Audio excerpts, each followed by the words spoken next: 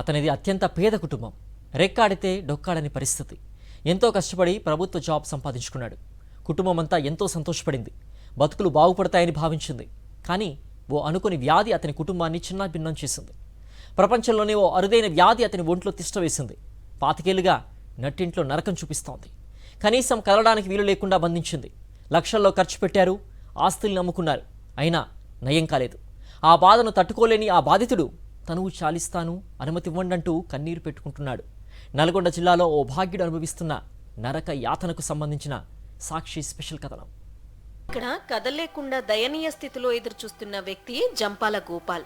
ఇతడి స్వస్థలం నల్గొండ జిల్లాలోని హలియా రోడ్డులో ఉన్న మారుతీనగర్. వీరిది చాలా పేద కుటుంబం. ఇంటర్తో పాటు ఐటీఐ పూర్తి చేసి ఉద్యోగం కోసం కృషి చేశాడు. అతని కష్టానికి ప్రతిఫలంగా ఆర్టీసీలో ప్రభుత్వ ఉద్యోగం వచ్చింది. గోపాల్తో పాటు ఆయన కుటుంబ సభ్యుల ఆనందానికి అవధులు లేకుండా పోయాయి. తమ జీవితాలు తలరాత మారుతుందని ఎంతో సంతోషపడ్డారు. కానీ ఆ సంతోషం వారికి 3 నాళ్ల ముచ్చటగా మిగిలిపోయింది. ఉద్యోగం పొందిన తర్వాత ఫిజికల్ టెస్టుల కోసం హైదరాబాద్ నిమ్స్ ఆసుపత్రికి వెళ్లాడు.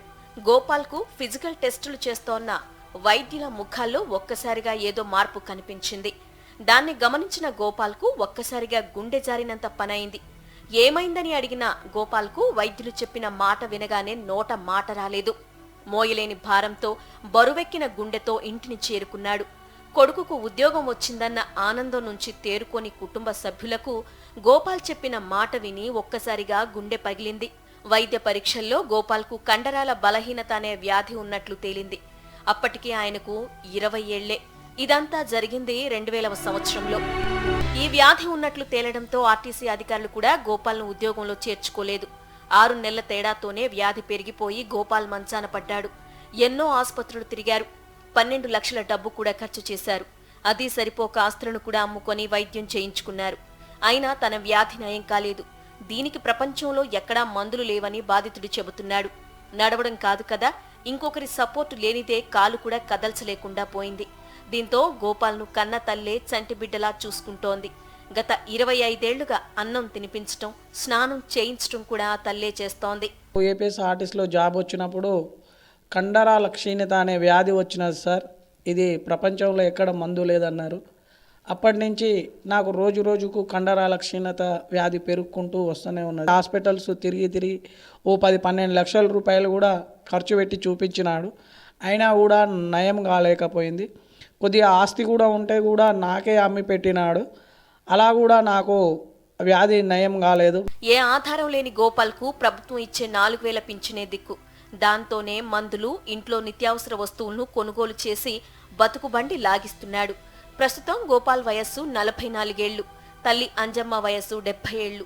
తాను నడవడానికే నానా ఇబ్బందులు పడుతున్న వృద్ధురాలు కొడుకుకు ఆమె కాళ్ళు చేతులైంది.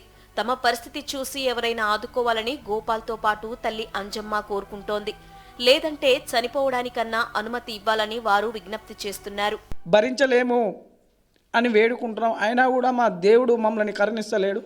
గవర్నమెంట్ ద్వారా మేము తెలియజేయమనేదేమనగా నాకు మెడిసిన్ ఇచ్చన్న ఈ బాధ నుంచి విముక్తి చేయాలని, మెడిసిన్ కిల్కు పర్మిషన్ ఇవ్వాలని గవర్నమెంట్ని కోరుకుంటున్నాను. చీమ గరిస్తే గోకాలే, అన్నం తినిపించాలి, తానం చేయించాలి, ప్రతి ఒక్క పని నేనే చేయాలి సార్. ఆయన నోటి మాట తప్ప ఏం పని చేసుకోలేడు.